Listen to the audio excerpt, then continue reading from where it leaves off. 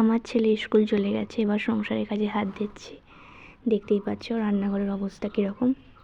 এবার এগুলোকে আমি ভালো করে গুছিয়ে নিই, দিয়ে অনেক কাজ পড়ে আছে, একটা একটা করে এবার আস্তে আস্তে কাজ সারবো। চলো এবার কাজগুলোকে কমপ্লিট করে নিই। দেখতেই পাচ্ছ কি সুন্দর পরিষ্কার হয়ে গেছে রান্নাঘরের।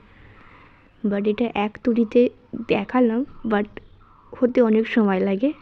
তো চলো বাইরের ভিউটা দেখো, আজকে খুব রোদ উঠে গেছে। আর দেখেছো ঘরের অবস্থাও কীরকম হয়ে আছে, দেখতেই পাচ্ছ। চলো এবার ঘরগুলোকে ভালো করে গুছিয়ে নিই।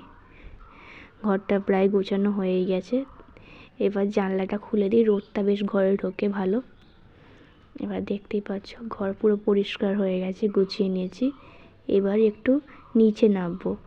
ঘরের কাজগুলো হয়ে গেছে প্রায়, বাসি কাজ কাচাকুচি করা হয়ে গেছে, ঘর মোছাও হয়ে গেছে। এবার একটু নিচে নামবো, নিচে একটু কাজ আছে।